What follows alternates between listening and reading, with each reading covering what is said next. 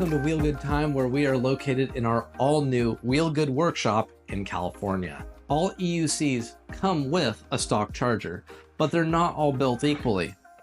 Some chargers, like the one that's offered with the Lynx and the Sherman L, just don't output the correct voltage a lot of times. It's just not very good. Some chargers, and I'm specifically thinking about the 168 volt options that come with Bigode wheels, such as the GT Pro, GT Pro Plus, and the ET Max, they all have just this gigantic cinder block brick that is their charger. And it's really loud, it's rather heavy, and of course, with all stock chargers, you can't adjust the current output. So in response to this, some enterprising individuals took matters into their own hands and created a charger that is going to be so much better than the ones that these EUC manufacturers are offering. And as a big bonus, they offer some huge upgrades, which we're going to be discussing. Now, in the spirit of full transparency, I was sent this charger here by Pidzoom for review purposes. But as always, my thoughts are my own, and if there's any criticisms, I will not be pulling any punches. And as it turns out, it was not 100% sunshine and rainbows with this. So we'll be talking about that in a little bit. Compared to the stock chargers that come with an EUC, the Pidzoom one is pretty dense. And for good reason, it's got a lot of tech that they stuffed in here. On this charger, we have a full user interface where you can control using the touch screen the amount of voltage, current, and a few other options such as an auto start and an output switch, and a brightness control. To add to that, if you hit the P button, you can connect to the LOUD Pay app, which we will be discussing in a little bit. But that way you can control this and the charging of it without even having to touch the charger itself. Speaking of the LOUD Pay app, that was my #1 complaint.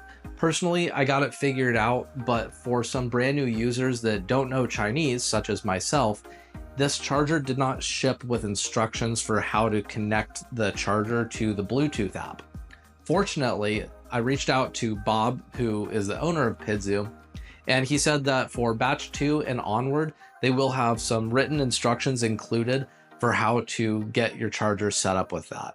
So what was going to be a negative turned out to be a positive. Another thing that I really like about the Pidzoom charger is that you can tell it to turn itself off after it's detected that it hasn't been charging for about 5 minutes. That's compared to my other charger here, which does output more power, but it just keeps running and running and running forever. There's no way to turn it off, so it just has the fan on idle speed. Let me take a quick time out and just thank every single one of you people that is already subscribed to this YouTube channel. If you are not subscribed to the channel and you've recently thought to yourself, I'd like to fill Rob with joy, then please consider just hitting that subscribe button. Okay, back to the video. With the Pidzoom compact smart charger, it's able to go up to 1200 watts on a 120 volt AC circuit. That's the standard that we have in America. But if you happen to be in one of those countries that offers 240 volt AC power, then boy, are you in luck, because that means you're going to be able to get up to 2100 watts. That translates to, for this particular unit on a Lynx or Sherman L, you're going to be able to charge at 8 amps. And if you have 240 volt AC power, then that means you can charge up to 14 amps. Not too bad. Now, if you absolutely need the maximum possible charging speed, then this one may not be for you. Personally, this fits all of my needs, and this one it's just so much bulkier and heavier compared to this one. By, if I had to guess, probably about 50% heavier, but it does output more current, so there is that. In a totally useless experiment, I had to see how slow this Pidzoom charger would charge. As it turns out, 0.35 amps is the lowest it'll charge. In order to do that, I had to set it to 0.4, and then the screen showed it charging at 0.35.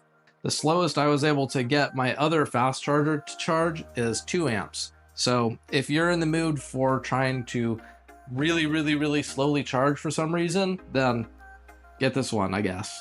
Now, my other complaint about this charger that I received is that the charging cable is just a bit on the short side. So you kind of have to reach down there to get it connected to the wheel. Fortunately, after I talked with Bob about this, he said that from batch 2 onward, it's going to be coming with a longer charge cable. So we'll strike that from the list of complaints because they're fixing it. Now let's measure the noise. It's idling right now. It's technically charging at 0.3 amps, but let's see what we got right here. 43, 44 decibels, very quiet. Now I'm gonna unplug it, and then the fan speed is gonna go to the absolute max that it's able to go. Let's see what we got here.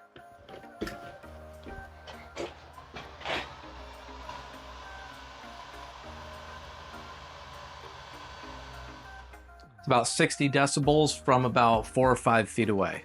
All things considered, for its size, it's actually a pretty quiet charger. It's a very common thing for people to say, well, this charger is the exact same as this other charger, and they would be correct and incorrect in different ways. These are all built just a little bit differently. I don't know if you guys can tell, but this actually looks a little bit different from the other one. Specifically, it's a bit more yellow. In my opinion, I think this looks a lot better than all the others, but really, functionality is king. Also of high importance is user friendliness and wallet friendliness. For user friendliness, it is really nice that they have a sticker here on both sides that give you different instructions for how to operate it. As far as wallet friendliness is concerned, this charger is a little bit cheaper than many of or most of the other options out there. And honestly, considering the fact that they're going to be including a larger and therefore much more usable charge cable that goes from here to the wheel, this is probably your best bet.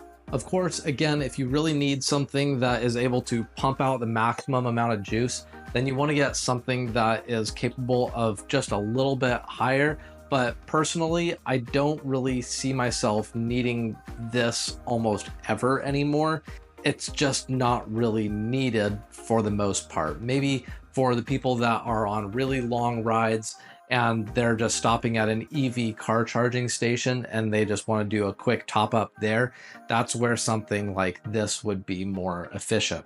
However, for everything else, this one right here is my new current go-to charger. If you're interested in getting any Pidzoom products, including this charger, check out the video description where I have a link to this specific charger, but also the best possible discount you can get for all Pidzoom products is Wheel Good Time.